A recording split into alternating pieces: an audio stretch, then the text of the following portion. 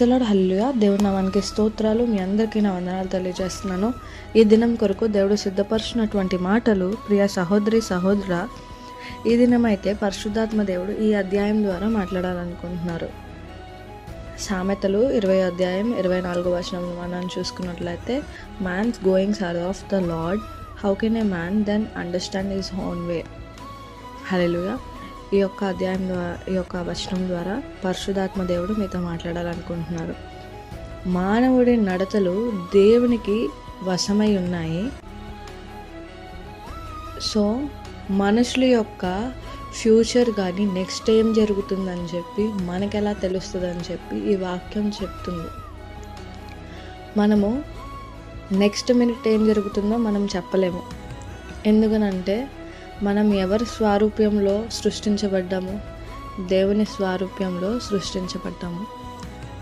ఆయన స్వారూప్యంలో సృష్టించబడినటువంటి మనము, ఆయన ఎట్లా చెబితే, ఆయన మన డెస్టినీ ఎట్లాగా నిర్ణయిస్తే మన జీవితంలో అట్లా జరుగుతుంది. అంతేగాని మనం ఏది అనుకుంటే అది ఎట్లా జరగాలంటే అది అయితే జరగదు.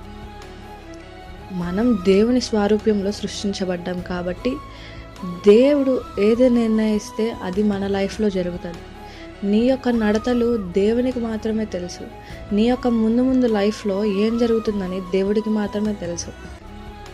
నీవు తెలుసుకోవాలని ఆలోచిస్తే నీకు తెలిసేదల్లా జీరో. ఎందుకంటే నీవు దేవుని స్వారూప్యంలో సృష్టించబడ్డావు. ఆయన స్వారూప్యంలో సృష్టించబడినటువంటి నీవు నీ సొంతగా నీవు నడుచుకోవడానికి వీల్లేదు. నీ యొక్క నడతలను, నీ యొక్క వేని, నీ యొక్క ఫ్యూచర్ని ఆయన ఆల్రెడీ ఎట్లాగ డిజైన్ చేశారో అట్లానే ఉంచారు. నీవు నీకు ఇష్టం వచ్చినట్టు చేస్తే ఆయన ఊరుకునేటువంటి దేవుడుగా అయితే లేరు. ఇప్పుడు నీ లైఫ్లో నీవు దేవుడి స్వారూప్యంగా సృష్టించబడినటువంటి నీవు నీ యొక్క సొంత దేవుడిచ్చినటువంటి స్కిల్స్ని బట్టి, అందాన్ని బట్టి, వేటిని బట్టి నీవు అతిశయిస్తూ, నాకు లైఫ్లో దేవుడు అవసరం లేదు, నాకు ఏం అక్కర్లేదు, నా లైఫ్ నేను లీడ్ చేసుకోగలను అంటే అది ఇంపాసిబుల్. నీకు నీవు మోసం చేసుకున్నట్లే. ఒక వాక్యం సెలవిస్తుంది, నాకు దూరంగా ఉండి మీరు ఏమీ చేయలేరని చెప్పి. ఆ మాట ఎందుకు చెప్తున్నారు? మనం ఆయన ఇమేజ్లో సృష్టించబడినటువంటి మనము, ఆయన ఎట్లా డిజైన్ చేస్తే అట్లా మన లైఫ్ వెళ్తుంది. మన యొక్క సొంత ఆలోచనల ద్వారా మనం ఏమి చేయలేమని చెప్పి దేవుడు తెలియజేస్తున్నారు. ఇప్పటి వరకు దేవుడు నా లైఫ్లో లేకపోయినా, దేవుడు అలా ఒక సైడ్ ఉంటే చాలు, నాకు నచ్చినప్పుడు నేను దేవుడితో టైం గడుపుతాను, నాకు అవసరం వచ్చినప్పుడు నేను దేవుడితో మాట్లాడతాను అని చెప్పి నీ యొక్క సొంత ఆలోచనల మీద, స్కిల్స్ మీద డిపెండ్ అయ్యి నీ లైఫ్ని లీడ్ చేసుకోవాలనుకుంటే నువ్వు ఖచ్చితంగా ఫెయిల్యూర్గానే మిగిలిపోతావు. కానీ నువ్వు ఎప్పుడైతే దేవుడి మీద ఆనుకుని, దేవా నా యొక్క లైఫ్ నేను పుట్టక మునిపే నన్ను ఎరిగి ఉన్నావు కదా, నా లైఫ్ సమస్తము నువ్వు ఎరిగి ఉన్నావు, నేను చనిపోయేదాకా, నేను ఎప్పుడు చనిపోతానో కూడా నీకు తెలుసు, సో నా యొక్క మార్గాల్లో నన్ను నడిపించు, నాకు వే చూపించు అని నువ్వు ఎప్పుడైతే అడుగుతావో దేవుడు ఖచ్చితంగా నీకు జవాబు ఇచ్చేటువంటి దేవుడుగా ఉన్నాడు. హల్లెలూయా. ఇర్మియా గ్రంథం 33 అధ్యాయము 3వ వచనంలో మనం చూసుకున్నట్లయితే, call on to me, I will answer and I will tell you the great things that you don't know అని చెప్పి దేవుడు మాట్లాడుతున్నారు. అంటే దేవుడు ఏం చెప్తున్నారు? నీకు నీ యొక్క లైఫ్లో నెక్స్ట్ ఏం జరగబోతుంది, రేపు ఏం జరగబోతుంది అని చెప్పి నువ్వు తెలుసుకోవాలంటే ఇర్మియా గ్రంథంలో చెప్తున్నారు. ఆయన call on to me, I will answer and tell you the greater things that you don't know అంటున్నారు. నన్ను పిలవండి, నన్ను అడగండి, నేను మీకు మీ యొక్క ఫ్యూచర్కి సంబంధించినటువంటి, మీకు తెలియనటువంటి సంగతులను నేను మీకు తెలియపరుస్తానని చెప్తున్నాడు. దేవుడు ఏం చెప్తున్నారు? ఆయన స్వారూప్యంలో సృష్టించబడినటువంటి నీవు నీ యొక్క సొంత నడతలను బట్టి నీవు నెక్స్ట్ ప్లాన్ చేసుకోవద్దు. ఎందుకంటే నీకు తెలిసిందల్లా జీరో. నీ నడతలు యెహోవా వశమున ఉన్నాయి. దాన్ని గ్రహించుకొని నీవు దేవుని మీద ఆధారపడాల్సిన వ్యక్తులుగా మనం ఉన్నాం. ఎందుకంటే మన లైఫ్ యొక్క ఇప్పుడు ఒక ఎగ్జాంపుల్ చూసుకుందాము.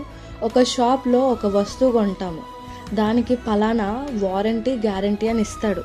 ఇప్పుడు ఆ వారంటీ టైంలోనే నీకు ఏమైనా రిపేర్ వచ్చిందనుకో, నువ్వు ఆ షాప్ దగ్గర ఎక్కడ కొన్నావో అక్కడికే వెళ్ళి నువ్వు అడుగుతావు, ఏంటి రిపేర్ వచ్చింది, నాకు నాశనకరమైనటువంటి వస్తువు నాకు అమ్మారా అని చెప్పి నువ్వు క్వశ్చన్ చేస్తావు. క్వశ్చన్ చేసి నువ్వు మార్చుకుంటావు, ఏదైనా చేస్తావు. అట్లానే మన లైఫ్లో ఏమైనా రిపేర్ కానీ ఏమైనా పాడైపోయినటువంటి స్థితి ఉంటే, మనకి తెలియనటువంటి స్థితి ఉంటే, ఎటు వెళ్ళాలో తెలియనప్పుడు మన క్రియేటర్ అయినటువంటి మన దేవుడి దగ్గర మనం ఆధారపడేటువంటి వ్యక్తిగా ఉండాలి. ఎందుకంటే ఒక షాప్లో తయారు చేసిన వస్తువుకే ఆ ఓనర్కి మాత్రమే ఆ వస్తువుకి ఎక్కడెక్కడ ఎలా రిపేర్ చేస్తే కట్టబడుతుందో మంచిగా అవుతుందో ఆ షాప్ ఓనర్కే తెలుసు. అలాగే నీ లైఫ్లో ఎటు వెళ్ళాలో, ఏ మార్గంలో వెళ్ళాలో, ఎటు వెళ్తే నువ్వు సక్సెస్ అవుతావో, ఎటు వెళ్తే నువ్వు ఫెయిల్యూర్ అవుతావో సమస్తము ఎరిగినటువంటి దేవుడు ఉన్నాడు. ఆయన నిన్ను క్రియేట్ చేశారు కదా, ఆయన మీద ఆధారపడకపోతే నువ్వు ఎవరి మీద ఆధారపడతావు?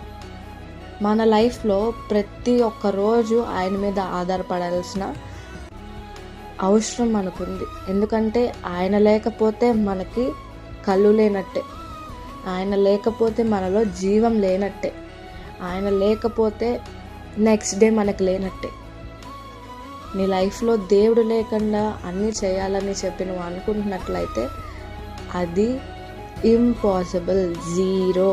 ఒక శూన్యంలో వెళ్ళి నువ్వు ఆన్సర్ వెతుక్కోవడమే.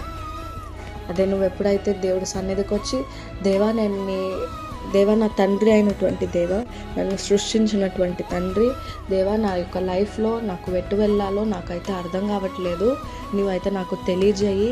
నా యొక్క లైఫ్లో ఈ యొక్క సిచ్యువేషన్ ఎందుకు ఇలా జరుగుతుందో నాకైతే అర్థం కావట్లేదు.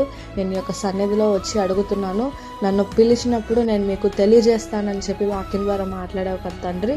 నేను కూడా నేను పిలుస్తున్నాను అయ్యా తండ్రి, నువ్వు నాతో మాట్లాడు, తెలియజేయమని నువ్వు అడిగినప్పుడు ఖచ్చితంగా దేవుడు సమాధానం తెలియజేసే దేవుడుగా ఉన్నాడు. అట్టి కృప దేవుడు మీకు దయచేయను గాక. ఆమేన్.